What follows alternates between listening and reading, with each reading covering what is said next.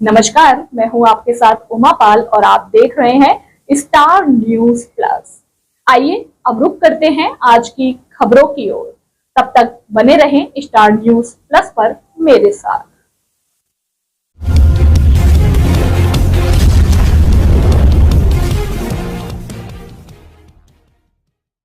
अनिता हत्याकांड 21 दिनों के इंतजार के बाद सरकार व परिजन के बीच हुई सहमति, गतिरोध हुआ समाप्त। जयपुर शहर में पिछले 21 दिनों से चल रहे अनिता हत्याकांड के गतिरोध पर लगा विराम। सरकार और परिजनों के बीच बनी सहमति।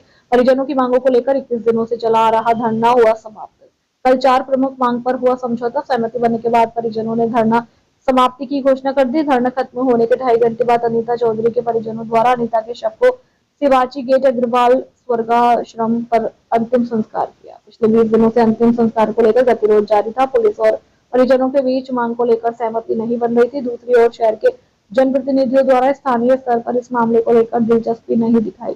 शहर में 3 विधायक और 1 सांसद होने के बावजूद इतनी बड़ी घटना हुई और चुप्पी साधे रखी।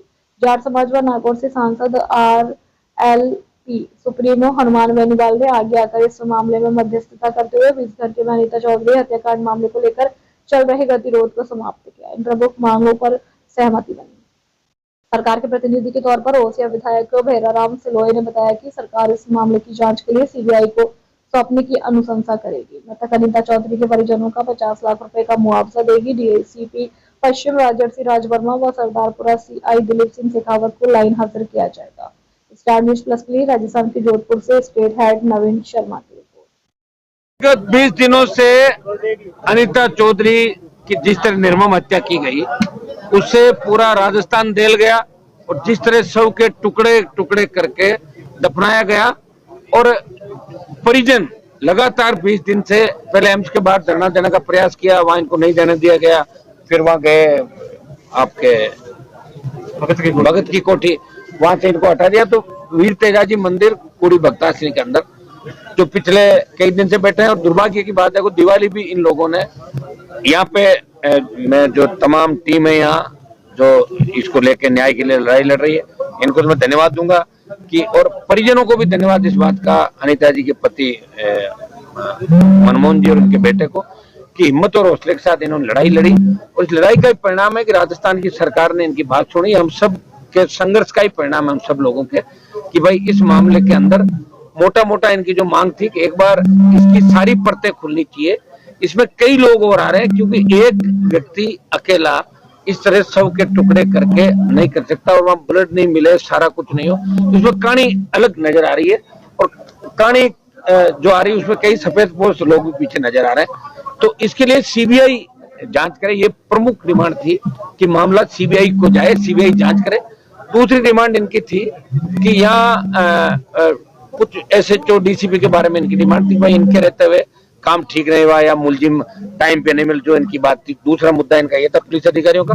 और तीसरी मुआवजे की मांग थी कि कंपनसेशन राजस्थान सरकार और बाकी लोग मिलकर करें। और चौथी नौकरी की बात थी। तो करीब करीब रात को मोटे मोटे तौर पे ADG लॉ एंड ऑर्डर यहाँ जोधपुर आए, ओसिया विधायक भैराराम जी, हमारे कमिश्नर राजेंद्र जी, DCP आलोक जी, और इन सब की हमारी बात हो गई। रात को बात तय हो गई थी। रात को धरना स्थल पे कमिश्नर जोधपुर और ओसिया विधायक आ गए थे। सारी बातों में सहमति बन गई। और चूंकि रात को कंफर्मेशन 3-3:30 बजे हुआ नहीं, तो सुबह 7 बजे कंफर्मेशन हो गया। और जो इनकी मांगे थी वो करीब करीब इनकी मांगे परिजनों की मान ली गई। और आज ही ये केस CBI को ट्रांसफर करने की घोषणा सरकार करेगी। बाकी की जो बात है, जो घोषणाएं हैं, और सरकार की तरफ से जो प्रतिनिधिक रूप में हमारे बीच उपस्थित भैराराम जी और आलोक जी बैठे हैं यहाँ सरकार की तरफ से, तो और MLA साहब हमारे देवेंद्र जी जोशी, जो भी इस मामले के अंदर ये चाह रहे थे पहले दिन से कोई न्याय होना चाहिए और अन्यायवार परतें खुलनी। हर व्यक्ति चाहता है कोई कत्ल अगर होता है तो उस कत्ल के पीछे कौन लोग हैं वो पर्दाफाश होना चाहिए, हर सरकार की मंशा रहती है। तो मैं MLA साहब हमारे जोशी जी को भी धन्यवाद दूंगा कि इस मामले के अंदर ये भी हमारे साथ खड़े हैं। और भैराराम जी, आगे की जो सरकार की तरफ से हमारी मांग क्या थी, सरकार ने कौन सी मांगे हमारी मानी है, वो भैराराम जी आपको प्रेस को संबोधित करेंगे। भैराराम जी, सरकार की ओर से क्या रहा, कौन कौन सी मांगे जो इनको मानी गई और क्या क्या सरकार ने तय किया है? मैं सबसे पहले तो जो जिस प्रकार से राजस्थान के अंदर और जो शांति सिटी के नाम से जो जोधपुर शहर जाना जाता है, कि जिस प्रकार का जघन्य और एक जो बोलना चाहिए निर्मम हत्याकांड हुआ है, मैं इस हत्याकांड को जैसे भारतीय जनता पार्टी की ओर से घोर निंदा करता हूं।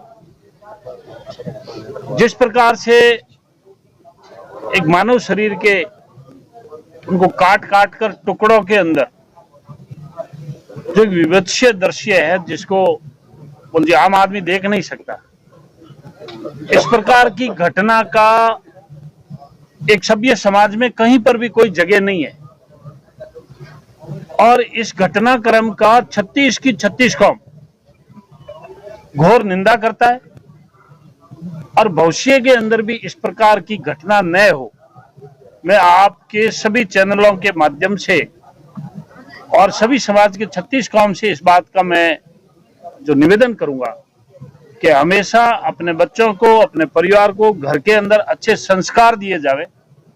जैसे बच्चा किनके साथ उठ रहा है, किनके साथ बैठ रहा है, अपना परिवार का सदस्य किनके साथ जा रहा है और किनके साथ नहीं जा रहा है, क्योंकि इससे पहले भी इस प्रकार के शरीर के डेड बॉडी के टुकड़े काट काट कर फ्रीज में रखे गए, उस घटनाक्रम से भी आप और हम लोग सब परिचित हैं। इसलिए आपके जो चैनल के माध्यम से मेरा ये निवेदन रहेगा कि घर परिवार के लोग भी अपनी जिम्मेवारी समझे और भविष्य के अंदर ऐसी किसी भी प्रकार का घटना को कोई ऐसा अपराधी जो इस प्रकार की घटना को अंजाम न दे सके, ये मेरी सर्व समाज से भी अपील है। और सरकार का जो रुख है वो पहले ही दिन से जो है सकारात्मक रुख रहा है। और मैंने पहले भी बताया था कि सरकार के चारों खाने और चारों दरवाजे जैसे बातचीत के लिए खुले थे। हमारे जो सांसद महोदय आदरणीय हनुमान जी कल पधारे, जैसे कहीं पर छोटा मोटा जैसे कोई कम्युनिकेशन गैप था, वो कम्युनिकेशन गैप भी दूर हो गया।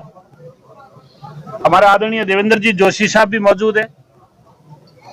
जो सरकार की तरफ से घोषणा है, वो पहली घोषणा यह है कि इस परिवार को न्याय मिले, ये सबसे मुख्य मांग थी।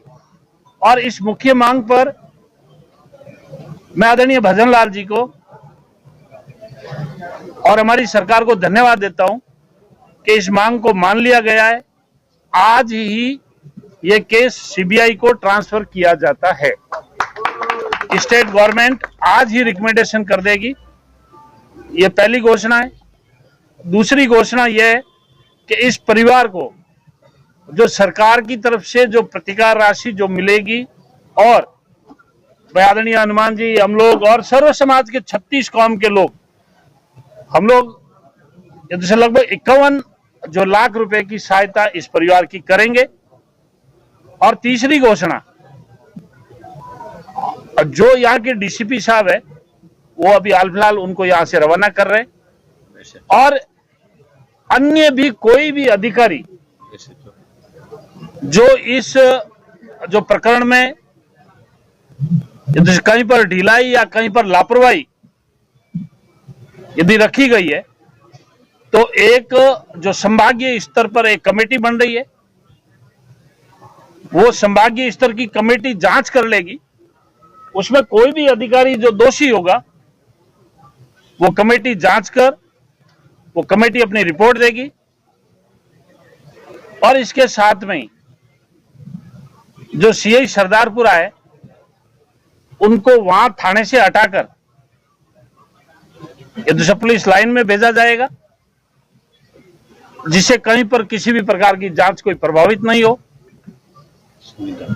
और इस परिवार के एक लड़के को संविदा के ऊपर जैसे नौकरी दी जाएगी। मैं समझ रहा हूं कि लगभग जो परिवारजन की और आप और हम सबकी जो सर्व समाज 36 कौम की जो मांग थी, वो लगभग सरकार ने सारी मांगों को एक सकारात्मक रुख रखते हुए उन तमाम मांगों को मान लिया गया है। मैं आदरणीय जो भजनलाल जी को बहुत बहुत धन्यवाद देता हूं और भारतीय जनता पार्टी की सरकार को भी धन्यवाद देता हूं और सर्व समाज के जितने भी लोगों ने जो इस प्रकरण को लेके अपना धरना, प्रदर्शन, ज्ञापन, ये दशा जहां जहां पर भी प्रत्यक्ष या अप्रत्यक्ष रूप से जिन्होंने भी सहयोग किया, मैं उनको भी धन्यवाद देता हूं। मैं आदरणीय हनुमान जी और जो बेनीवाल साहब को भी बहुत बहुत धन्यवाद देता हूं कि आपने भी अपना व्यस्तम समय निकालकर जैसे छोटा मोटा कई कम्युनिकेशन गैप रखा वो भी आपने दूर किया। मैं आदरणीय देवेंद्र जी जोशी साहब को भी बहुत बहुत धन्यवाद देता हूं कि आपने भी सरकार के सामने बात रखी और अपनी बात रखकर जो सरकार के सकारात्मक रुख का एक पहलू रखा और इस जो अप्रिय घटना हुई है, निर्मम घटना हुई है, इस घटना में इस परिवार को न्याय मिले। मैं धन्यवाद देना चाहूंगा एडीजी जैसे भाई बंसल साहब को, जैसे राजेंद्र जी कमिश्नर साहब को और पूरी कमिश्नरेट पुलिस को, और अभी हमारे साथ में आए हुए जैसे श्रीमान आलोक जी डीसीपी,